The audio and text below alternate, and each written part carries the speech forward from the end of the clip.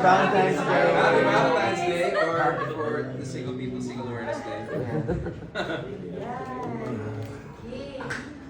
Yung pelikula namin tungkol sa mag-asawa, pero nagsimula sila as girlfriend and boyfriend. And lahat tayo dumadaan sa ganon, di ba? Na nai-inlove tayo, nagmamahal tayo, at nasasaktan. At pagkatapos nun, pupunta tayo sa healing. So siguro yun yung gusto namin ipakita sa pelikula na gusto rin namin makarelate yung mga tao. At syempre pagka sa isang relasyon ka, hindi palaging masaya, syempre nandun na yung masaya sa umpisa, pero syempre kailangan mo yung pagdaanan yung mga hirap, tsaka yung mga pains talaga na normally pinagdadaanan ng mga partners. Very real. Walang perfectong relationship, of course. Like may away. And sometimes, pag may problema, hinaharap niyo yung way out. But I mean, pag mag-asawa, you make the promise na for better, for worse. So pag for worse, give up na. Hindi naman pwedeng dapat ganun eh. So, I mean, magaling yung message ng movie namin because for me, like, minsan yung pag nasa relationship, yung parang, ako, itong kailangan ko. Wala akong, hindi ako nakikinig sa mga kailangan mo. It's all about like, oh, you need to feel, like, parang, di ba, we have love tanks that need to be filled. And you're always so focused sa love tank mo. You're not focused on hearing out yung loved one mo. And sometimes, you'll see, as the movie progresses na, yeah, when you actually put effort into actually listening and making that person happy, magbabago din yung relationship. Siguro yung pagiging likas niya na mapagmahal at hands-on sa lahat ng bagay na talagang binibigyan niya ng importansya at pagmamahal. Napaka-importante yun dahil syempre bilang isang nanay, kailangan gano'n talaga yung gawin mo para matutukan mo pa isa sa kanila, isa sa mga miyembro ng pamilya mo. Siguro yun yung pinaka-nagustuhan ko sa kanya na talagang maalaga, mapagmahal, at yung secure ka na hindi ka talaga pababayaan at alagaan ka hanggang sa dulo. Fritzing na Cebuano siya kasi wala akong accent na wala akong kailangan gawing accent. I mean, Pero kasi di ba ang mga Cebuano ang gagaling mag-English? Oo. so mas Taglish ako dito. I think Tagalog yung mga tao na Taglish na may accent ako. It's Pero- actually Dennis who said. Mas kailangan Saka nag-face effort talaga siya na ng Bisaya.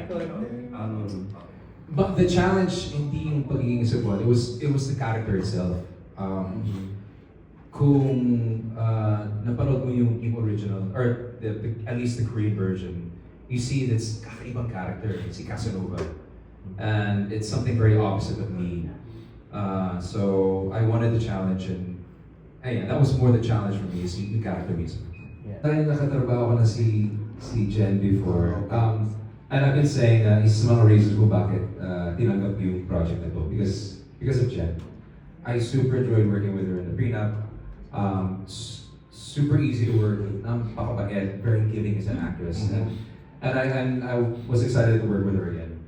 But the first time na magkasama kami ni Dennis, and I realized we have a lot of similarities, napakabait. And just seeing them working together also nakaka-inspire din. Like, just being able to mix the personal life and work at the same time, and they just work so well together. And wala, nakaka-inspire. Unforgettable ko dito. First time ko rin ginawa sa pelikula. Halos naghubot-hubad po ako dito. Para sa isang eksena, isang surprise na eksena na kailangan nilang abangan. Kung ano man yun, isa siyang surprise para na ginawa ko dun sa asawa ko sa eksena na yun. Kaya, abangan yun. Abang-abang. Sabihin ko ba na kasi first time ko rin lang yung underwear lang sa pelikula. First time ko, sa tinagal-tagal ko ngayon lang po ako na gano'n. Nilaunch ko na po yung katawan. Yung bagong panganak kong katawan. Excited ako not ako hubad or anything like that, but I had a very out of my comfort zone tipong trying to be Magic Mike na can be intense.